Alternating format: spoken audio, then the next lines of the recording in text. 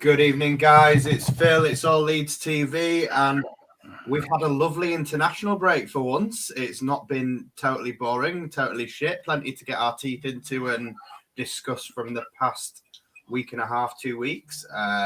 Obviously, plenty to look forward to ahead of tomorrow's game down in London away at Tottenham Hotspur. I'm joined by the beautiful Martin Riley, aka Beard. Hey. How are you doing, Martin? I'm good. How's that? I'm good. I can't complain. I had a good evening last night with yours truly, with me at the centenary night with Paul Wilson, and had a lot more drinks than what I've had for a long time, and I'm feeling better than I expected to be today. To be honest, no hangover to be seen. But yeah, I'm good. Yeah. So obviously the international breaks are usually boring, shit. I'm usually itching for the games to come back and miserable. But to be honest, obviously we've had our own charity event last Friday, which if you've not seen too much of it on social media over the last week or so, went absolutely really well. Really great to meet everybody, put names to faces, and everyone that you ever heard on podcasts and stuff, to finally meet them in the flesh and build up that relationship there was great. Obviously, Martin, you couldn't be there because you contracted the vid. I did. But yes, that was unfortunate. I was looking forward to playing in that game, or Molly's attempting to play what is my version of playing football, which is kind of like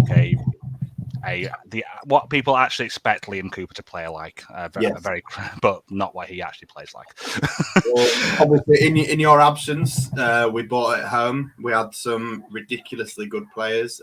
Brownie, if you're watching, cheers, lad. I hope you're healing up okay. Potentially tore a calf or something. So that wasn't great, but we carried on without him. Paddy Miller, unbelievable player. Obviously, still had Oscar, who is basically quickly becoming the Diego Reyes to my Marcelo Bielsa. It's working good. We've got plenty of contacts lined up for the rematch with Victor and Angus in the summer. So that was obviously good for networking. We've scouted around. Obviously, came up against Clyde Wynyard, who me and Martin again met last night. Noel Whelan did drop out, unfortunately, but again, thankfully, we got to see plenty of him last night, which was great.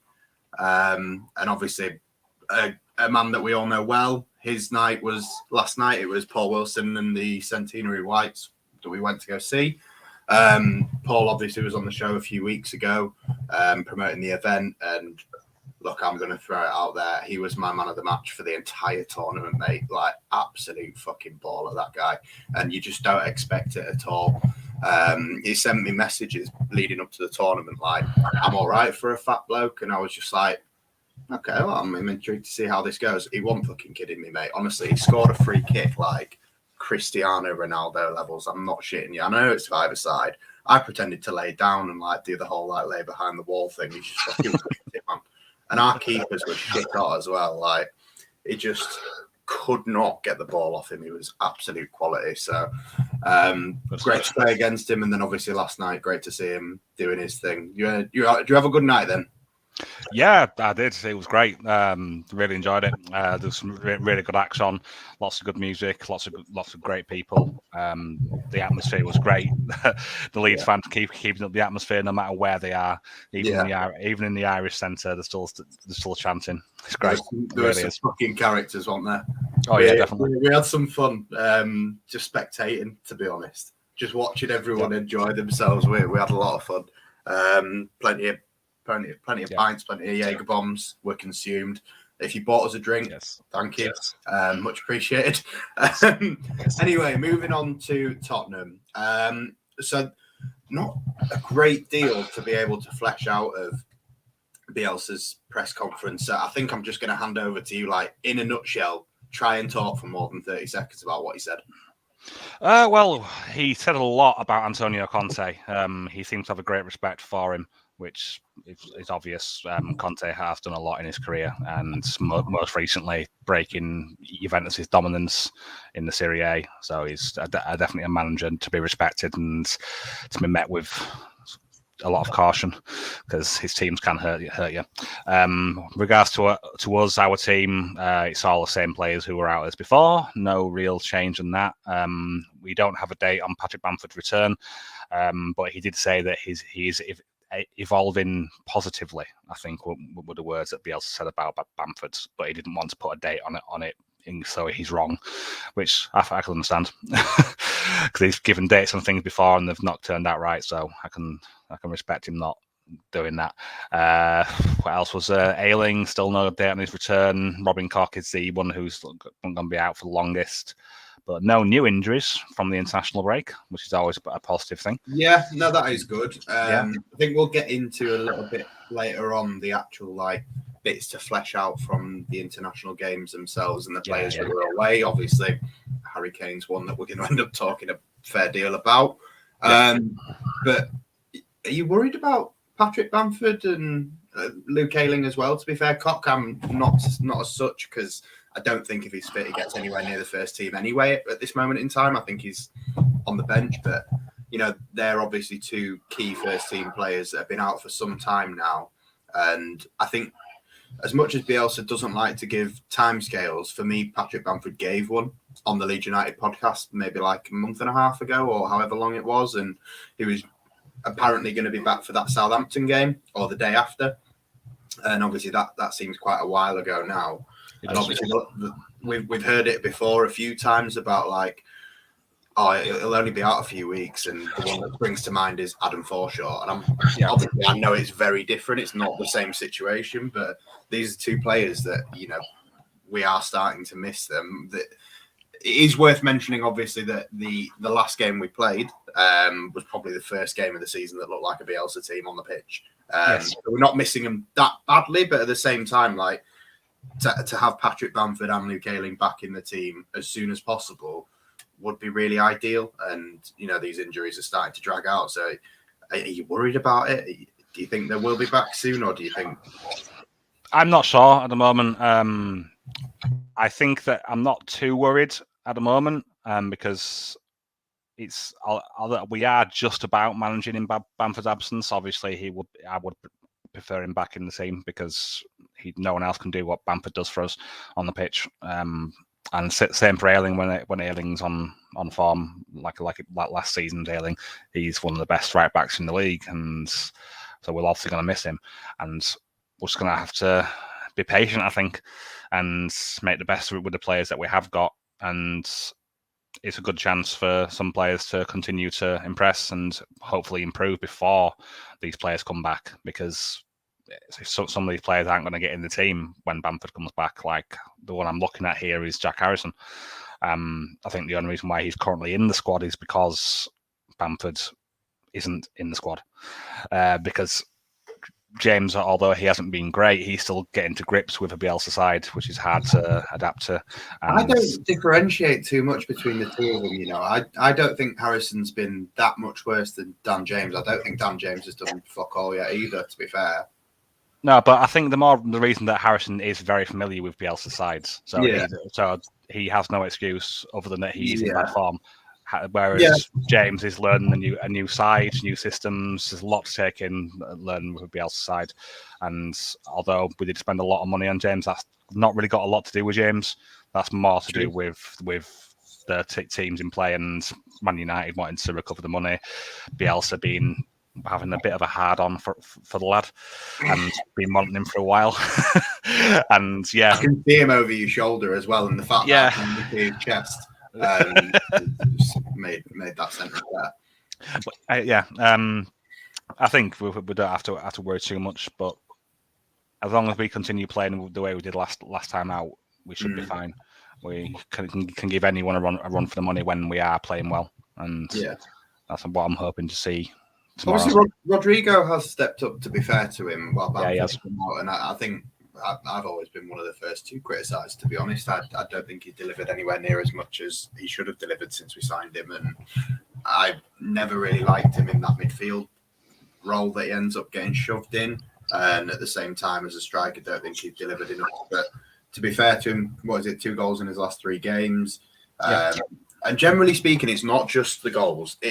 it is sort of the link up with him and Rafinha, where it's usually like Rafinha will pass to him, you'll see Rodrigo do a little backflip, and then it's a 1-2. But them two do seem to have developed an understanding. And while the James and Harrison thing has kind of been failing us, like that has been going well. So it is good to see that. Obviously, with Ayling as well. At first, I was very much pro 𝐁𝐋𝐀𝐂𝐊 taking the reins at right back, but I do think that Shackleton for the last few games, for me, hasn't quite hit the heights that he did for the first few games he took over. And I don't think it's going to be quite as difficult for Luke Ayling to get back in as I originally thought. I think if Luke Ayling's fit tomorrow, he starts. Yeah, I agree. So, I mean, I know Bielsa is generally a little bit like that with certain players, but yeah, with Ayling in particular, I think the pair of them, if they're fit, they're back in, and the sooner we get them back fit, the better. Obviously, I understand we can't rush them back, and when they do come back, like we've spoken about with Calvin over the last month, you got to give him a bit of time to sort of not just get back up to peak fitness, but peak match sharpness as well. Yeah. And hopefully we might see a bit more of that from Calvin. I know we're going to talk about England and Harry Kane and whatnot, but it's only San Marino and it's only Albania, and it was two wins, but Calvin looked fine. Playing for England, he didn't look anywhere near as jittery as he had for us in the last 3 or 4 games that he's played for us. So hopefully he can bring that confidence, like obviously we're going to end up talking about Kane, back into his club form. And ideally, if we've got Calvin Phillips on form tomorrow, then it's got to give us some sort of hope. But I am expecting a difficult game. Do you sort of see the same scenario, or do you think we've got a good chance of going there and taking all 3 points? We can't underestimate Spurs, especially now under a good manager in Conte. Conte has the ability to mix things up, so you don't really know what to expect from him. He's a very savvy manager, and he's proven his credentials wherever he's been. I expect a very tough game tomorrow. I'm not expecting a win. The best I think we can hope for is a draw, but I'm not going to count us out entirely. We have the ability to take games to teams, so any result is possible tomorrow. It's going to be a difficult one to judge. Yeah, I'm not looking forward to it, to be honest. It's not. So some of the players that Spurs have got can really hurt us and pull apart our man marking system to really cause us damage. So no, I'm not looking forward to it, and I apologise to all for being too negative. No, mate, I'm going to be right there with you. And to be honest, I don't think it's negativity. I think we'll save like score predictions and stuff for the end. But look, if they wouldn't have sacked Nuno, I'd have been sat here thinking, look, I fancy us going into this. But they have just got a new manager. The new manager bounce hasn't happened yet. They had their first game against Everton. I think that was an away game. So this is his first home game as Tottenham manager. Sorry. I was about to say about Conte anyway, like, out of all the ex-Chelsea managers, he's probably one of the ones I hate the least. Don't have too much to say about Conte. Don't mind him, quite a likeable character. Obviously, most people will have seen the pictures of him at Bielsa's lectures in 2015.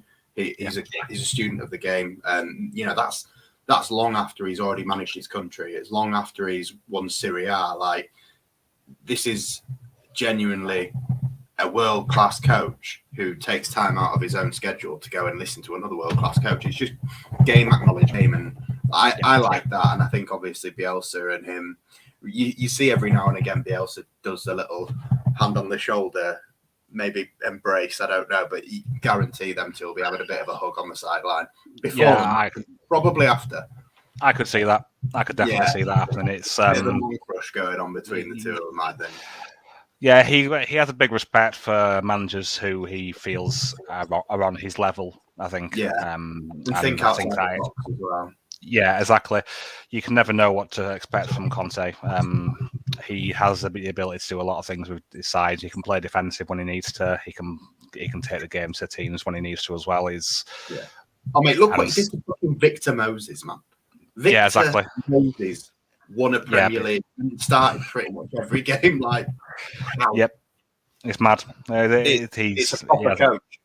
Yeah, it is, and although Spurs might not look it, Spurs have got a good side, and so you can't underestimate Harry Kane, especially. Although he hasn't been in the greatest form this year, I think that is as much a part of Nuno being to blame for it as him. Yeah, he had his own reason for underperforming, him wanting away and wanting to get the move to City, and not being involved in pre-season much because he didn't want to go back to Spurs. So there's blame at both sides for Nuno and Kane. But if he can get Kane back to the Kane who has been top scorer for a number of seasons. You don't even need to say it. You know what's going to happen this weekend. Honestly, he has been actually, and he's not been like a little bit poor performances here and there. He's been absolute dog shit all season, to the extent where it's not just us. Like there is people all over the country, on different fans of different clubs, that have all said the same thing. He walks around a pitch doing fuck all for 90 minutes and then gets a penalty, and then people say he's good. Like the fact, like my best mate's a Tottenham fan, and we have banter back and forth. And this season, he's just sort of agreed with everything I've said. And obviously, the Ballon d'Or's in 9 days' time, and the fact that he's actually even nominated for it. I know it is based on last season, and he got the most goals and assists, and was generally quite high up in Europe. I get that, but the fact that the way he started this season, they could have just fucking put someone else in there because I'm gonna have to massively pick apart what you said there with one player, Lionel Messi. Right, yeah. But we both love Messi, and Messi's winning it. I agree. He's going to win it, but based off what you said, we've got a surprise Scott.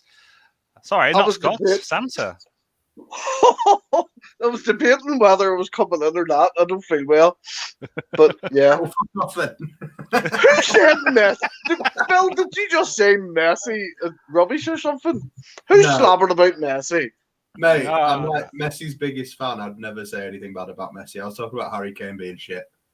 Oh, yeah, shit. But then we were obviously going to lead into the fact that he scored 7 goals in 2 games, albeit against San Marino and Albania. But yeah. Did Harry Maguire not score against San Marino or something? He did. Yeah. And then and then obviously today has gone back to being prime Harry Maguire. It's not exactly something to be proud of.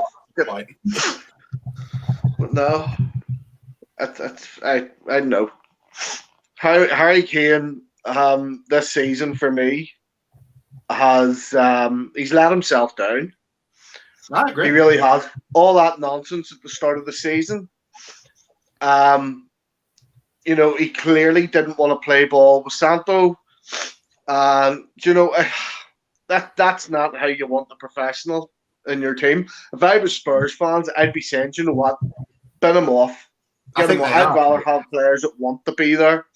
But yeah. I haven't seen you in a while, so I just kind of seen this and was like, I'm just going to come on and speak to adults right now. But hello, everyone in the chat. Sorry, I'm dosed up on all sorts of medication. I'm absolutely just traumatized this day. This is shocking. Even holding a camera is ridiculous. Wow, have you got the vid as well? I didn't think you could transmit it digitally. You can transmit a lot of things a lot of ways, Martin. True. That's maybe look at for your OnlyFans though. Yeah, let's hang on. You can, I know you're on medication, lad. Come on. I don't even know what way my camera is or where I'm used to having a tripod. I don't even know where this is really weird holding this. This is just ridiculous. Yeah. So, how do you think tomorrow's going to go? You what, mate? How do you think tomorrow's going to go? We saved that for the end, mate. We've right. got to talk about first. Don't worry. It's been a while. We've had all that crap internationals for the past 2 weeks. Oh, mate, you can tell he's not watched the first fucking 10 minutes at all, has he? We were just saying how good the international break was because of all the charity things that have been going on. But obviously, you are slightly further away and haven't been able to be there, which is unfortunate. But you will come in the summer and you will play against Victor Orta and Angus Kinnear. So we will get you involved somehow. I'll be a really good referee. I'd be as consistent. We always need a referee, a bent one. I'd be as consistent as VAR. Yeah, fine. So obviously with the Bielsa press conference, we basically, without him saying as such, I would assume unchanged lineup. I don't think anything changes. Tactically, obviously we set up for a certain system against Leicester and then had to switch it around because we got a different one. As you said, Martin, the way Conte is, it could change between 2 or 3 different things during the game. And I would expect still the same team starts as against Leicester, and I just don't think it's not a 4 this time. It's definitely going to be, I think 3-3-1-3, but with it being the 3-5-2 iteration of the 3-3-1-3. If you want to go into detail and explain that so it doesn't sound as confusing as I just made it sound, feel free. Yeah, the way I would look at what we're going to be doing, because Spurs will probably be playing a 3-5-2. They have been playing a 3-4-3, which is a slight difference with more wide players. But going off what I've done a bit of research into what they've been doing under Conte, and some people at Spurs expect him to move to a 3-5-2, which will play Harry Kane and Son up front with 3 central midfielders, and then with just 1 wide player on each side. So it's likely to be just wing backs on both sides. So I think it's going to be Emerson Royale on the right and Reguilon on the left. And the midfield will either be a single pivot or a double pivot, and with either 2 players getting forward or just the 1. We'll see. But that we will probably have something similar the way we match teams up, as we all know, of our man marking system. We expect it will be 2 strikers, potentially Rafinha and James, like we've seen in the past few games where we have played teams like this, and then 1 wide player on both sides. Stuart Dallas probably will be right wing back / right midfield, however you want to look at it. And on the left, I would imagine it would be Jack Harrison, either left wing back or left midfield.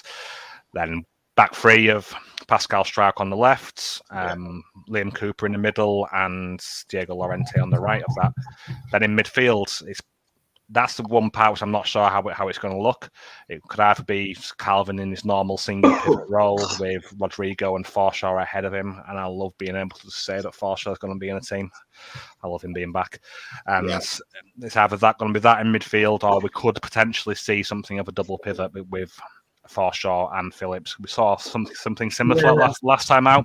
I only think it's a double pivot if it's a 4 at the back. I don't think it can be a double pivot if it's 3 at the back.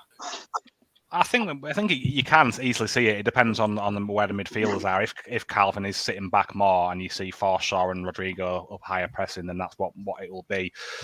We'll have to see how it goes and what Spurs do for us. And that's Scotty leaving us. Oh no, I've just got rid of him because he's not actually there. I don't want to see you make a brew, Scotty. I was just about to ask you a fucking question. Where have you gone? Here he is. I was giving a cup of tea. Give me your lineup for tomorrow, mate. Do you think anything changes? Because you're usually controversial. So you're not. See, every time you 2 said pivot, I just thought of Ross Geller and Friends there. I've never heard the word pivot used so much in my life. Come on, who do you want to play tomorrow? Who do you want to play tomorrow? Man United. My goodness, could you imagine how much we'd win tomorrow if we played them? See, I don't want a new manager tomorrow. I hope not. I think it'll be the same lineup as Leicester. 100%. You wouldn't change nothing now? No, wouldn't change it. I think the only change we're going to see is that I think Firpo and Gelhardt are going to both be on the bench. I think that's the only change. I agree. I would imagine Firpo will play tomorrow, but I think it'll be like a 70-minute or 80-minute substitution, premeditated substitution. Obviously, no matter how the game's going. He needs minutes to evolve, doesn't it? So it's insinuated that we're going to see at least some of him.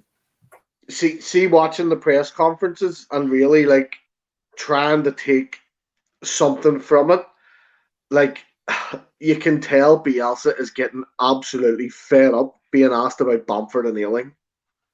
Yeah, he was. He was very short with his answers, wasn't he? Yeah, it's straight up. It's the evolution of the injury. Next question. Yeah, exactly.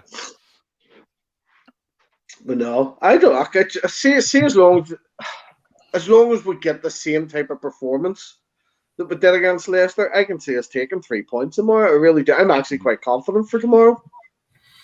Yeah, I think it is one of them where basically you either hope to catch them cold because Conte's not got up to speed yet.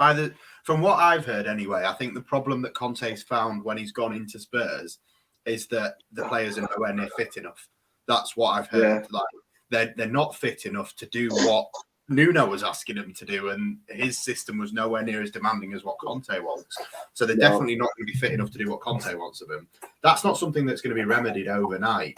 So we are obviously going to see the game where we beat them at Ellen Road back end of last season.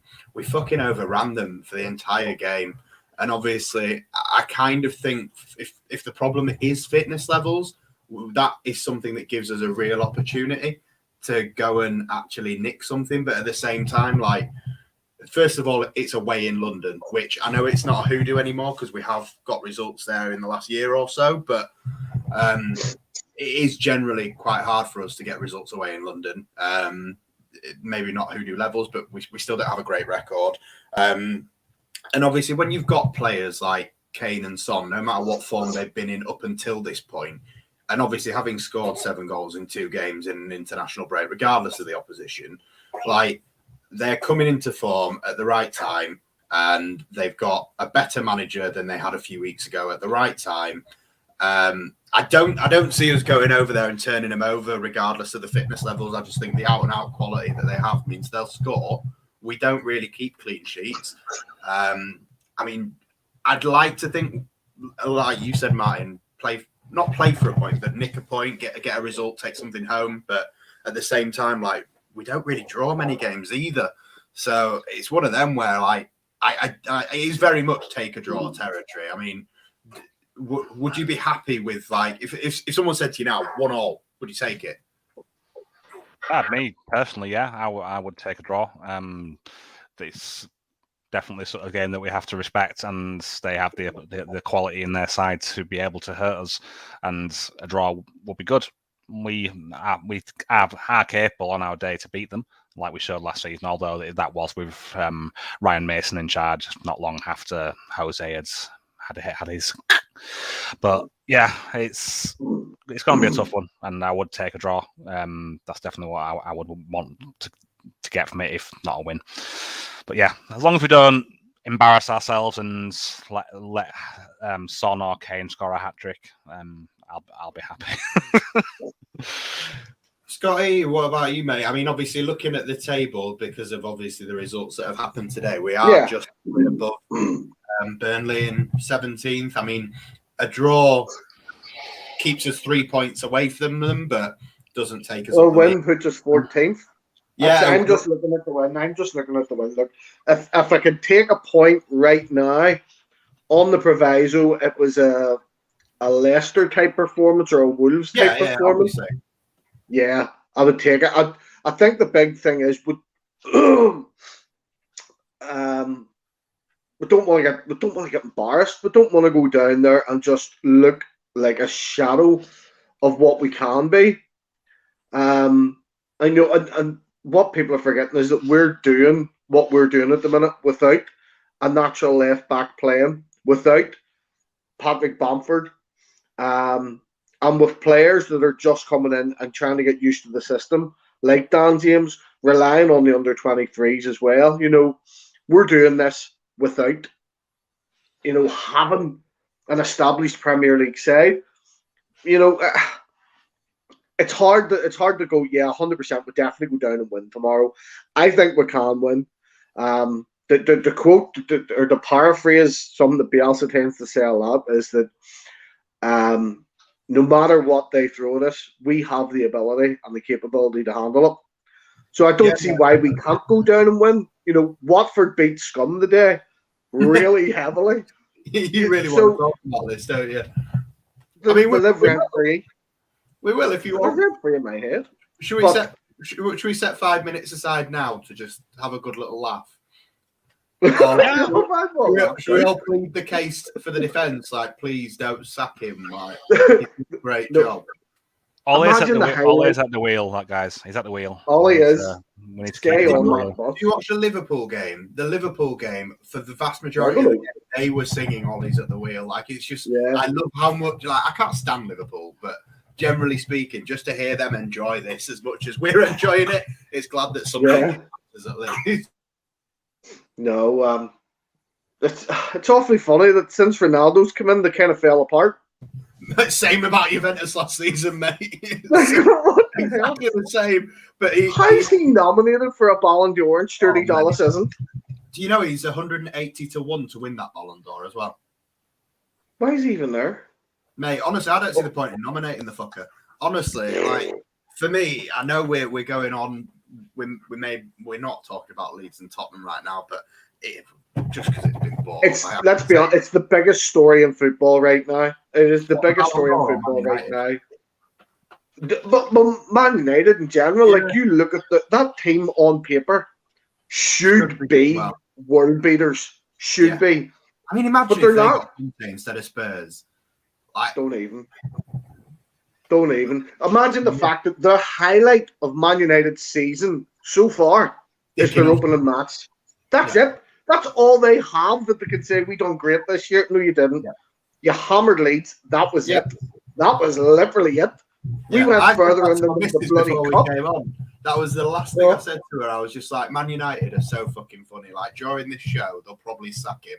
But, like, they've literally done fuck all season. But we can't say anything because they smash up. They'll turn up once a season to dick us, and that is it.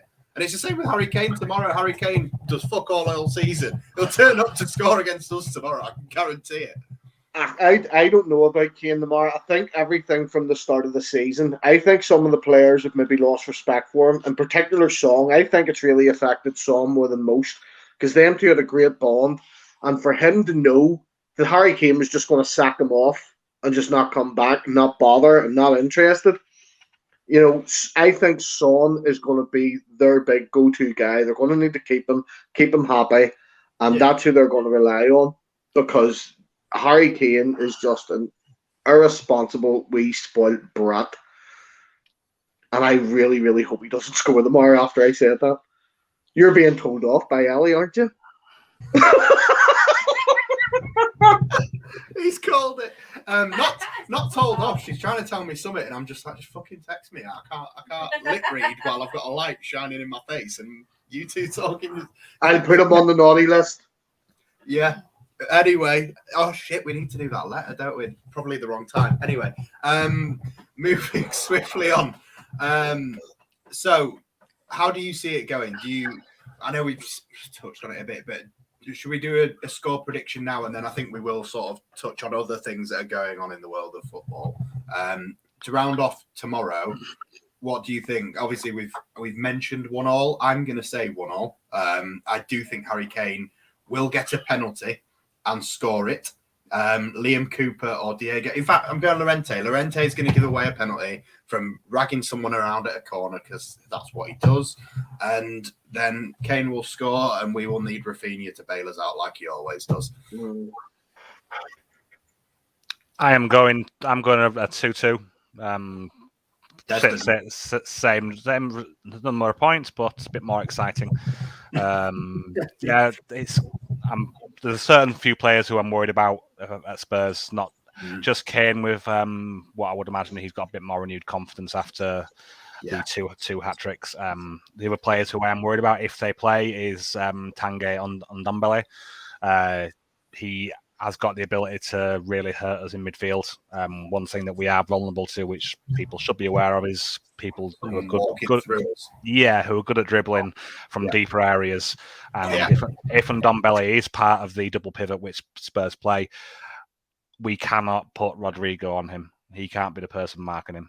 Because although Rodrigo has improved recently with his pressing, he has got better with it, and he did help us create a few chances in the last few games with his pressing. And Ndombele is one of the most press-resistant midfielders in the league, and we don't want him doing it. if we're going to have anyone marking him, it's got to be Forshaw or Calvin, but it won't be Calvin, because I'm not sure if any of you watched the interview which Calvin did recently with I think it was BBC Radio 1 or something like that. He said that he's expecting to be marking Harry Kane. All right. Yeah, so that is either going to mean two things to me: that either Calvin is in defence, which I doubt that's the thing, or he's Kane's going to drop deep then. Yeah, we're expecting Kane to be dropping deeper because they'll be playing two players up front with Son and Kane. So that'll be Son staying as a focal point with Kane dropping deeper. So, then that would leave to me that do we really need three centre backs?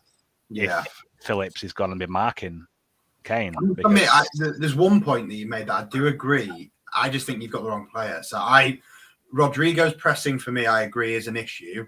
For me, I think he's going to be man marking Højbjerg though. And if he's man marking Højbjerg, I'm even more worried than I would be if it was Ndombele. Not because Højbjerg can do what Ndombele does and run through people. I think we'll see, like, when we played Brighton and, like you've just said, Ben White, when he was at Brighton last season, just fucking walked through about 50 yards with no one pressing. Like, that will happen, I think, at times tomorrow. And it will be Rodrigo. But for me, with Højbjerg, I've wanted to get this stat out since the start, so I need to do it now before I forget it. He's the only player in the Premier League to have completed more passes and more tackles than Liam Cooper. Got it out there. But anyway, I do see... I enjoy that stat. Yeah, it's one that makes him look good because he genuinely is good. The thing with Højbjerg is I think he's their version of Calvin, or at least he has been so far this season.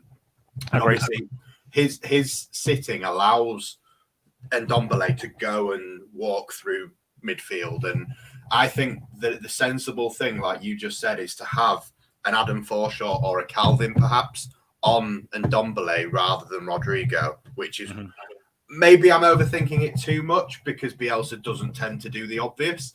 But I think the obvious thing is to put Forshaw perhaps on Ndombele and then let Rodrigo go on Højbjerg, because Højbjerg ordinarily won't try and drive through midfield. He will try and spring passes and stuff like that. Like if Son's going over a wing, you can guarantee it's Højbjerg that'll find him.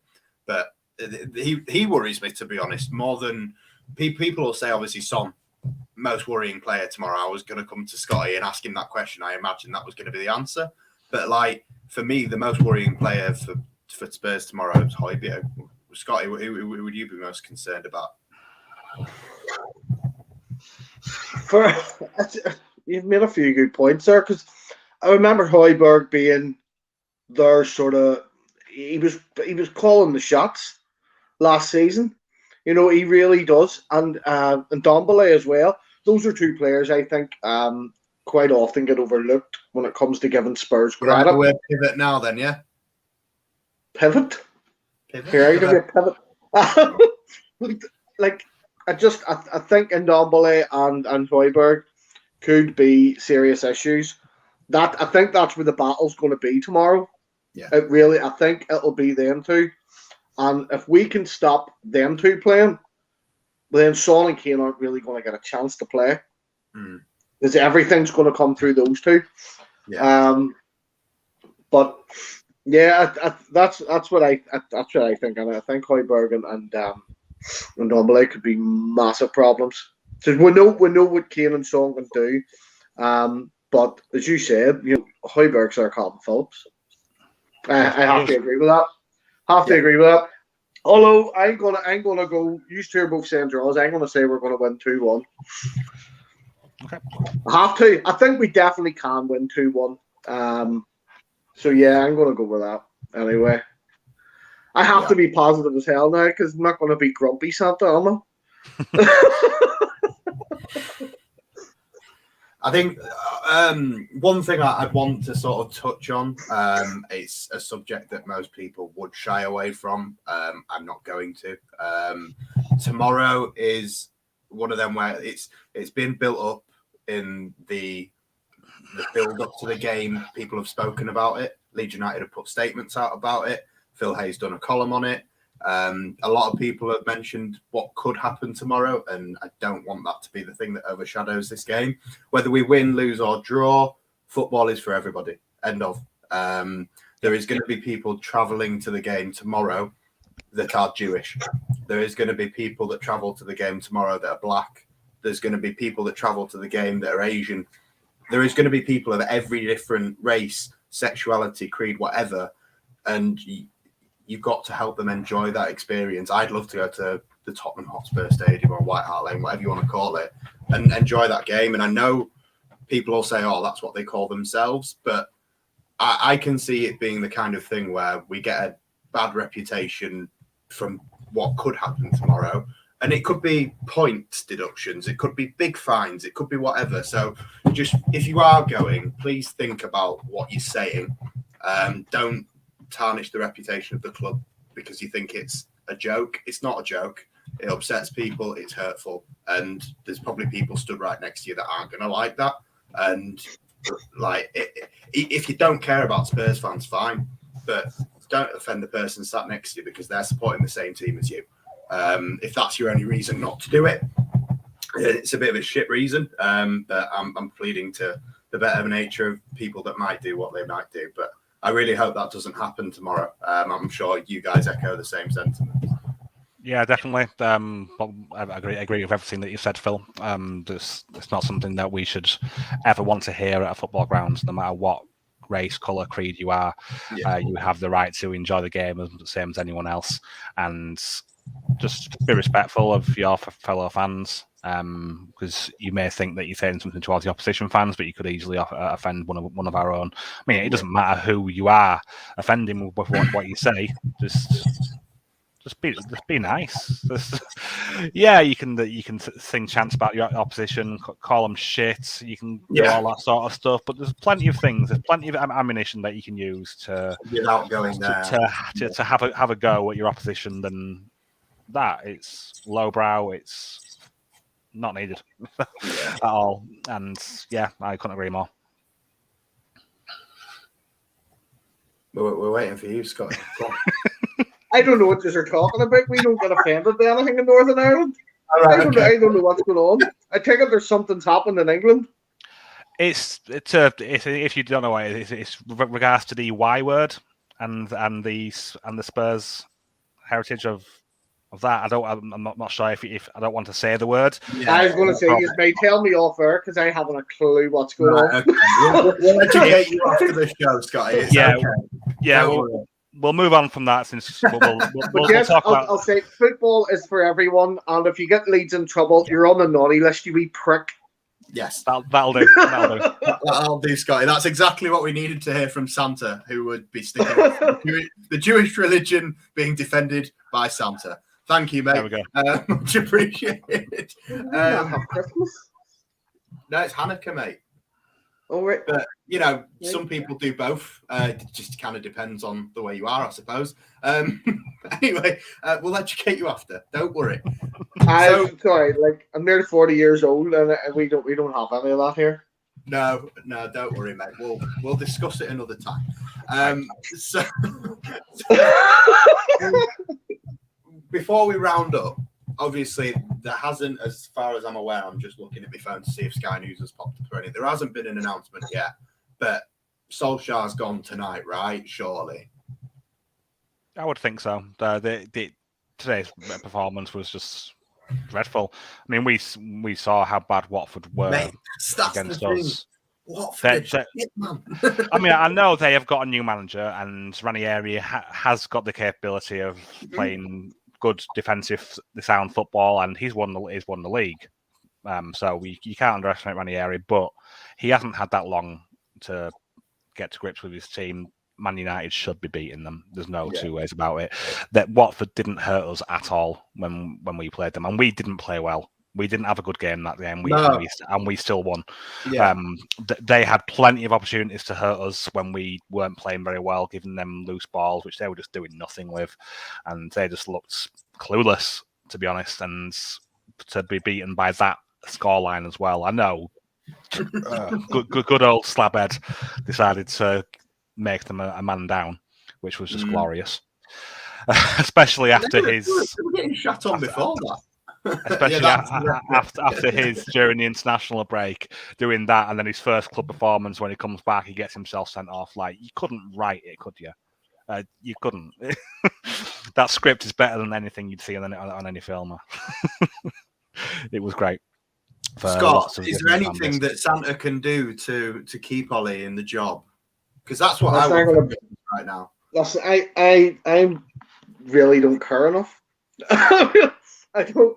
If they keep him there, well, we'll still be the ones getting laughed at because we'll still be the only team that can actually play well against. Yeah, they get a good manager in that can do something with them, then they become the team that realistically, without sounding like I appreciate Man United or anything, but they get a good manager in and they will be up there challenging for the title like they should be, really. But they're not. They've got a PE teacher, so don't really care. Don't care. I don't know why he got the job in the first place. I don't care enough. You're in a very prickly mood tonight, Scotty. You just seem very prickly, mate. You okay? No, I'm not well. And then you get dickheads in the comments. Fucking sorry. I'm not even going to address it. Yes, the beard is bleached. It's to get bleached again. To make it more white, or yeah. Do the frosted tips like 𝐂𝐃𝐄𝐄 as well, please. No, mate, my Mrs. 𝐂𝐃𝐄𝐄 as well. We should have paid. I tell you now, see the way he's playing and the way he's playing for Macedonia as well. Like, we miss him. Yeah, we should have just paid him whatever wage he bloody wanted and just had him as a bench warmer because right now I think we need him. Yeah, it's hard to disagree. I think we were talking last night, me and Martin. Actually, I went out for a vape. You went out for a cig, but we were talking, and we were talking about transfers and stuff that we want to do right now if we could. And in the summer, we said like it has to be we go and spend money and we get 3 maybe genuine first team quality players in. And the obvious ones that stick out is the centre mid that everyone bangs on about. But for me, after that, it's a left back. We sold 5 left backs in the summer, and we only bought 1 in. And yeah, I know we tried to keep him. That was obviously Martin's argument. The reason that 5 went out and only 1 came in was because I think they thought they could keep 𝐂𝐃𝐄𝐄. But for me, I think when Firpo's out, Dallas fills in well anywhere he plays. We know that, but we need an actual left back. We need people that can actually play. No square pegs in round hole. No excuses. Just play in the position you play in. And Cucurella, to be honest, that went to fucking Brighton, man. I'd have loved Cucurella. Like, he would have been good. Have a guy on. The lad who went to Southampton, Perra. There's so many out there. I do think we do need to bring someone in, like Phil said, a younger player who will be able to adapt. Well, he's away at Bournemouth. Yeah, he's at Bournemouth. Then it's got a clause to make it permanent. So it sounds like that was one where they don't mind if it doesn't come back, but it does seem like it. But he hasn't played that much for them. He's had 5 appearances so far. Right. So he's not. That was incredibly quick. Yeah, it was. But I'm very quick on looking people up. Don't you worry about me. I know my stats. I'll be able to tell you how many minutes he's played in a minute. But yeah, you tell me what he's wearing as well. not at this moment, but he does wear red and black when he plays for Bournemouth. If that helps. Very good. Yeah, he's played 1 full 90 and one game of 69 minutes, and the rest of his appearances have been off the bench. So they're not even going to take that option to buy him. It doesn't look likely unless they see some potential in him to be able to. It's Scotty Parker in the future. I don't know, to be honest. He's at Bournemouth now, and he's Scotty Parker. He could be. I know that he went somewhere in the championship. Maybe perhaps Leif Davis is too scripted for him. He won't like that. Trick. Anyway, moving on. Scotty, what would you say, mate? If let's say the question I put to Martin last night was 100 million quid in the summer. That's what I think we should spend. I think we were too reserved this time, like a lot of people. I think we need to blow a lot of money, not on shit, but 2 or 3 big players. They don't have to be big, they have to be quality. What would you go for? Jesse Lingard. Right. Not 100%. Where I expected that to go. No, I would even consider going for him in January. I don't actually mind that shout, to be honest, Phil. I'm with Scott on this one. I think he could do well for us. It's not the quality that's the problem. That's not my problem. And I think is it the no, the it's not. It's not the jailing stuff. No, it's not that at all. And you will know this from the Opta days when we were in the office in Leeds. At the time when we worked for Opta, Scott Wooten was at Leeds. And I used to say to you every time he scored, I was like, so Scott Wooten, I to this day believe Scott Wooten is an infiltrator. He was sent by Man United to destroy Leeds from the inside. And what was it? 3 own goals in the space of like 2 weeks, man. Nobody can do that shit by accident. It just can't happen. Like, I know we've had some good players that have come from there. Danny Pugh wasn't terrible. But generally speaking, Dan James hasn't done fuck all yet. I wouldn't buy anyone from them. I would rather, as a Leeds United fan, as a Leeds United is getting better, though. Anyone at this club, I don't even want to speak to him, mate. I don't want to think that Victor Orta has had a conversation with Ed Wood ever. I don't want to think that Angus Kinnear has spoken to him. Just, you are far too good to waste your time on that horrible, horrible club. Just fucking leave them, pretend they don't exist. That's the way I want to continue with the rest of the world. Apart from the twice a year we play them, on the off chance we don't get fucking smashed, then we're allowed to celebrate that they actually exist for half a second. But they'll probably dick us, so let's just forget they exist. Fair. That's my reason to not sign Jesse Lingard.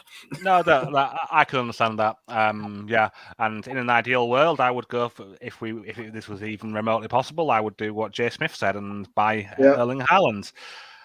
And can we briefly discuss what came out? I know I think it's been mentioned in the past, but what recently we get a bit more information on Erling Haaland's potential move to us back when he was 17, when he was playing at Molde. Yeah, painful, isn't it? Everything. I was literally listening into the Phil H podcast earlier today. I wanted to hear more about it, and it was just heartbreaking to listen to, especially when you consider some of the players. Well. Yeah.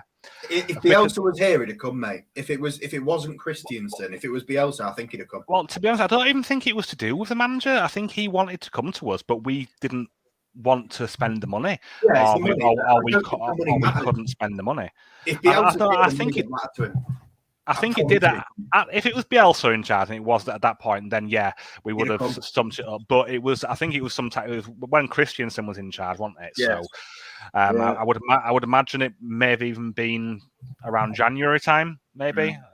But it wasn't long after January that Christensen went, was it? Yeah. If I remember rightly, it was in February, was it? Yeah. I think. And then came. Yay. Yeah. So I'd imagine it would have been just before the January window. So Bielsa wasn't anywhere near the picture, and we probably didn't want to spend any money on players for Christensen, because I don't think the board weren't sure on Christensen. Obviously they weren't, because he was gone not long after that. But the alternate timeline where we buy Erling Haaland and he fires us up first season under Bielsa, that is some alternate timeline. Mate, I agree, man. I think a few months later, I think he'd have come, and obviously he is a massive Leeds fan. Like more so, the more you hear about it, the more you understand he is a massive Leeds fan. Yeah, I think it's just a pipe dream, mate. I don't. It's one of them. Like James Milner always said, "Oh, we'll get James Milner back." I'm starting to think that was a pipe dream. Like some of these things, as romantic as they are, they're just not going to happen. I think being more realistic is. But then with that release clause kicking in at the end of the season, yeah, it's whether he's willing to take a humongous pay cut. No, we could not afford it. We definitely could not. Not just the transfer fee. Wow. It's Raiola Mino Raiola, the cut that he will take is tremendous. On that, and his cut is on top of the transfer fee, on top of the incredible wages that he will demand through Mino Raiola. We could not afford him. There's not many clubs in this world who can afford what they would need, despite the low. Yeah, there is PSG, Man City, Chelsea, Real. I think Madrid can't. I don't think they can. Even Madrid, I'm not sure if they could either. Definitely not Barcelona. They're both broke, mate. Like Man United, to be fair, are technically broke. Yeah. Those still somehow managed to afford a Ronaldo every 5 minutes. Like, that couldn't have done it. It's in me to fully believe that if players are about the football, the love of football, the love of the team that they want to play for, and it's not about the money, if they can cut out these agents and middlemen and all, then I'm sorry, there's literally one team Erling Haaland comes to play for, and we know it's us. That's it. Mate, I don't disagree with football's now fucking business, and everybody's all about the money. It's a joke. Mate, it's about the money. I don't disagree with what you're saying, but the realistic part of it, he's under contract with Mino Raiola, and if he was to break contract with him and go to someone else, he would have to pay a lot of money to do that. So it's an unfortunate reality of the modern game where you don't get that sort of thing anymore. If we had that money, like he wouldn't even look at any other offers. Like if we could afford him, we all know. I think the only other team he'd be interested in is Man City. Yeah, because of his dad. And his dad. Yeah. That is literally it. You know, I won't mind. I mean, I don't mind, but if he's going to go anywhere, I'd rather it was there than Chelsea. Like, definitely. He goes there. He's got my blessing. Not that he needs it, but in case you're watching, Erling, Phil gives you his blessing to go to Man City. Mate. Honestly, up until the start of this week, listening to Phil Hayes' podcast, I would have said not a chance he would ever do. I probably is fucking watching. He could be. Hello. Hey, do you know what, Erling? See if you are watching this, which I'll guarantee you're not, right? But if you are, which means if he's not, I'm talking to myself. But look, this is Santa talking to you right now. If you do not want coal for Christmas, you will slash all your money and demands down, and you'll just come to Leeds, deal with it. Wow. And Sturdy Dallas told you. You know True. it. You know it. I think now you said that, Scott. Well, everyone knows what we're getting for Christmas now. We're all getting Erling Haaland. Could you imagine, though, the start of next season and we actually have signed him? Could you actually imagine, though, that say we do get in one of these billionaire owners, say Rad sells up to some friggin' QSI or something, and suddenly we can afford Erling Haaland and we sign Erling Haaland. Can you imagine that? No. Because I actually can. I have got a very, very weird imagination that I can imagine that. To be honest, I would rather keep in my soul and not selling out for oil money. But that's just me. Yeah, I think you're not selling for oil money. If we are going anywhere, it's going. Yeah, 49ers. Surely they're going to end up taking over within the next year or so. Yeah, I think that's the next way Leeds United goes. I think Rad's. He'll try and stay. I think he'll stay on as chairman for a little bit, but I think he'll stay with us until he gets us solid and into the top half of the table year on year. But I think the long-term vision for him now, I think, is to hand over to the. He's phasing out, yeah. So instead of selling our soul to the Saudis or QSI, we're just selling it to the Americans instead. So we're basically like Liverpool and Man United. We're just as bad. End of the day, I'd rather see us be in the Premier League and sell a bit of my soul to do that. I know it sounds shit. I'm with some of the ones in the comment. Give me that oil money and give me Erling Haaland. Take it. Take it. Plastic fans can't stand these plastic fans. Give me QSI. The ultimate contrast. I want everything to be how it was in the olden days, but I want QSI's money so I can have Erling Haaland. Yeah. Good, I don't care where the money's coming from. I really do not care. Well, I don't know. I do to an extent. I don't want people to have to die for it. But just get just get a pile of Saudis together and just say, right, we're going to buy Leeds. We bought Newcastle and we're going to be the wealthiest club in the Championship. So let's buy Leeds and we'll have one in the Championship and one in the Premier League, and there we go. A monopoly in English football. Done. Any Saudis watching, get your hands in your pockets. We need Erling. So tonight you managed to reach out as Santa Claus to Erling Haaland and the Saudis. Yeah. It's a little bit like that headline that popped up in midweek about Radrizani, Kim Kardashian, and the fucking Afghan football team. Scotty bringing them all together and just mixing it up. Just anyone else you want to throw in before we go, Scott? Even just that in the same headline, it was Kim Kardashian, Leeds United, and the Taliban. Yeah. Don't reach out to the Taliban. I got told off for doing that last season. It sounds like a start of a really bad joke. Kim Kardashian, Leeds United, and the Taliban all get off a plane. Yeah. All right, where's this going? Madness. Anyone else? Nahat Hernandez. Yep. Yeah. Nice and Rodrigo de Paul. Yeah. Oh, he's gone. We can't afford him now. He's at Atleti.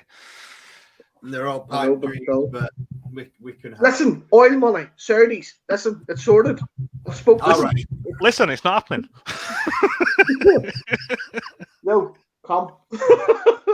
So before we start to round up, I'm going to throw it out to you guys, especially as well in the comments if you have anything that you want us to give a little bit of a nod to before we go. Martin, don't ask that, lad. They're all mental in the comments. Don't ask them to get involved. Martin, I'll go with you first. Is there anything you want to chuck out before we say farewell and whatnot? Do you mean maybe anything to do with Spurs or just anything? Probably it is best. We've done another 15-20 minutes talking shit now, so we could probably do with talking about Spurs for about a second. Yeah, well, there's not. I've said quite a bit about what the players that I expect to cause us problems and ways that we can deal with them. But I think if we do play Forshaw, he's going to help us out. I always want to give another nod towards him because he's an actual bona fide central midfielder being played in central midfield, and that's something of a luxury to us. But the one thing that we haven't mentioned at all is Matthias Glick and what his position in the squad is looking like now. I'm not sure if anyone else in the comments has any thoughts on Matthias Glick and how he can maybe force his way into the side. I think there's an argument to be had that Rodrigo could be taken out, but Rodrigo is playing well, so it's difficult. But Glick now he's like the oldest one in the squad when you actually look at the ages of them, and he's nowhere near as getting recycled as say Cooper with Struijk behind him, and obviously with Ayling with Shaq perhaps behind him in the pecking order, but with them being young. But for me, Glick obviously is there's only a certain amount of time left in him, and if he does end up dropping down to be a squad player, I don't think it's a bad thing to have a squad player like Matthias Glick. No, I would agree. He is on his day. He's a very quality player, and he's still got a number of years in him. If you look at how old Pablo was when he just started having his renaissance under Bielsa, he really turned it up to a notch. And he was 34, 35 when Bielsa signed for us, was it? So Glick still has a number of years left, and he's a different sort of player to Pablo as well. He's more physical. So a squad player like Glick would do nicely, and especially when we bring in another central midfielder, the overall floor of the squad gets improved, which is always a good thing. Scotty, any last little relevant topics that you would like to discuss, mate? Absolutely not. Dangerous fucking question. I'll give it you. I think anything on tomorrow's match has been pretty much covered, so I don't want to sound like I'm repeating myself. Yeah. Do you know what? I wasn't going to do it, but I will. I'm going to say it. See anyone in the comments? Just remember, we're people. here as well. So see you sitting in the comments being an absolute wee dickhead, slobbering. Just we're people. We love doing this. We're not doing this to please you. We're doing this because we love doing it. It's that simple. If you don't like this channel, don't watch it. Simple. If you don't like it, don't watch it. Don't come on to our videos saying, oh, this channel's this and that. You're on the naughty list. Bugger off. That's all I'm going to say on that.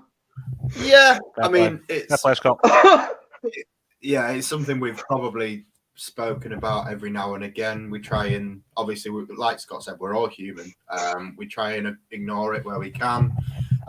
Sometimes it's just a bit unnecessary. Like, end of the day, guys, we're here to try and talk about Leeds United because we love Leeds United. I assume if you're in the comments on this video, you're probably watching because you do too.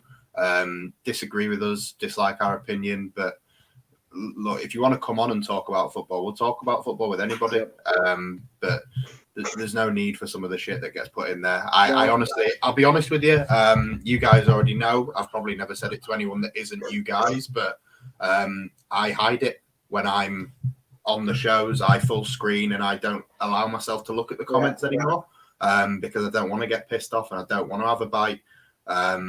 Every now and again, there's loads that come through that get flashed up by Martin or Scott or Oscar, whoever's in control of them. And some of them are really positive and they can make us all feel great. But obviously, there's others that come through that aren't nice. And yeah, like Scott said, we're all human. So, like, I wasn't even planning on coming on tonight. I'm not feeling well. And I was just like, you know, I'm going to come on. I've seen you guys on. I'm not feeling well. Daughter's away with the wife now, which I thought I was to babysit. My own daughter. But see, whenever some of them comments come up, I'm just like, why are you here? Why are you here? There's absolutely no need to come on insulting people that are absolutely knocking their pan in and giving up their own time for a fan channel that people love. So if you don't like it, don't watch it.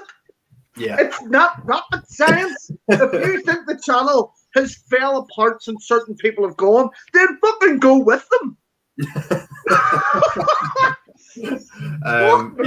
Sorry for swearing and all. Santa's not normally angry. Santa's not well, and he's been very easily pissed off by 2 or 3 absolute cock spangles tonight. So apologies about that. Well, before Santa puts anyone else on the naughty list, I think we'll probably draw a line there. Where are you watching the game tomorrow, Scotty? Thanks very much for the super chat, Mark. Leeds forever. We love you all. We love you too, Mark.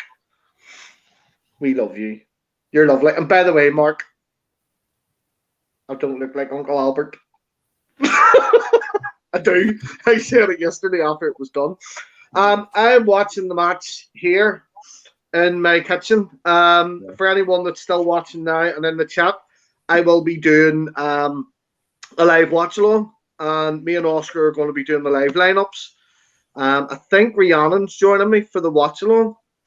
Tomorrow's going to be a busy day on the channel, so make sure you're tuned in. We all know how well the last watch along I done went. I promise I will not be drinking beer this time. Hang on. I take that back. I might have 1 or 2 beers. But it will be passionate and it will be alternative commentary. So if you don't want to listen to the crap on the commentary you're watching, I will do my best to commentate. But yeah, listen, if you love the channel, stick with us. Yeah. Where are you watching it, Phil? I'm not 1,000,000% sure yet. Either way, I'm most likely going to be with my brother.